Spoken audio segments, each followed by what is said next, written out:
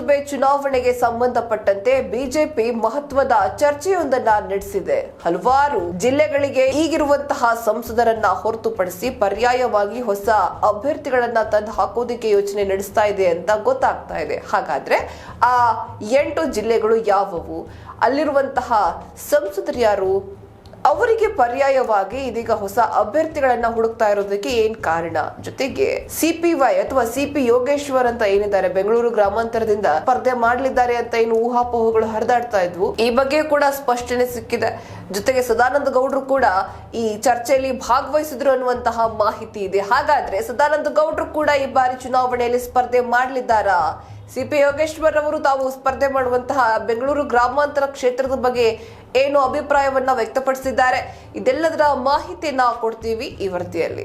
ಲೋಕಸಭಾ ಚುನಾವಣೆಗೆ ಬಿಜೆಪಿ ಭರ್ಜರಿ ತಾಲೀಮು ನಡೆಸ್ತಾ ಇದ್ದು, ಬೆಂಗಳೂರಿನ ರೆಸಾರ್ಟ್ನಲ್ಲಿ ರಾಜ್ಯ ಬಿಜೆಪಿ ಉಸ್ತುವಾರಿ ಅರುಣ್ ಸಿಂಗ್ ನೇತೃತ್ವದಲ್ಲಿ ಸಭೆ ನಡೆದಿದೆ. 8 ರಿಂದ 9 ಲೋಕಸಭಾ ಕ್ಷೇತ್ರಗಳಲ್ಲಿ ಅಭ್ಯರ್ಥಿ ಆಯ್ಕೆ ಬಗ್ಗೆ ಚರ್ಚೆ ಮಾಡಲಾಗಿದೆ. ಬೆಂಗಳೂರು ಉತ್ತರ, ಬೆಂಗಳೂರು ಗ್ರಾಮಾಂತರ, ತುಮಕೂರು, ವಿಜಯಪುರ, ಬೆಳಗಾವಿ, ಚಾಮರಾಜನಗರ, ಚಿಕ್ಕಬಳ್ಳಾಪುರ, ಹಾವೇರಿ ಕ್ಷೇತ್ರಗಳಲ್ಲಿ ಹಾಲಿ ಸಂಸದರಿಗೆ ಪರ್ಯಾಯ ಅಭ್ಯರ್ಥಿ ಹುಡುಕುವ ಬಗ್ಗೆ ಚರ್ಚೆ ಆಗಿದೆ. ಬೆಂಗಳೂರು ಗ್ರಾಮಾಂತರದಲ್ಲಿ ಸ್ಪರ್ಧೆಗೆ ಮಾಜಿ ಸಚಿವ ಸಿಪಿ ಯೋಗೇಶ್ವರ್ ನಿರಾಸಕ್ತಿ ತೋರಿಸಿದ್ದು, ಬಿಜೆಪಿ ನಾಯಕರನ್ನ ಸಂಕಷ್ಟಕ್ಕೆ ಸಿಲುಕಿಸಿದೆ.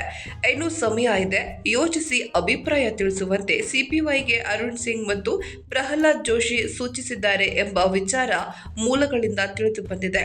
ಇನ್ನು ಸಭೆಯಲ್ಲಿ ಸದಾನಂದ ಗೌಡ ಹಾಜರಿದ್ದರು. ಸ್ಪರ್ಧೆ ಬಗ್ಗೆ ಯಾವುದೇ ಸ್ಪಷ್ಟತೆ ನೀಡಿಲ್ಲ ಎನ್ನಲಾಗಿದೆ. ಇನ್ನು ಈಶ್ವರಪ್ಪ ಮಗನಿಗೆ ಟಿಕೆಟ್ ಬೇಕೆಂಬ ಬೇಡಿಕೆ ಮುಂದಿಟ್ಟಿದ್ದಾರೆ. ಆದರೆ ಸವಾಲಿರುವ ಕ್ಷೇತ್ರಗಳ ವಸ್ತುಸ್ಥಿತಿಯನ್ನ ಹೈಕಮಾಂಡ್ಗೆ ವಿವರಿಸಲು ಸಭೆಯಲ್ಲಿ ನಿರ್ಧರಿಸಲಾಗಿದೆ.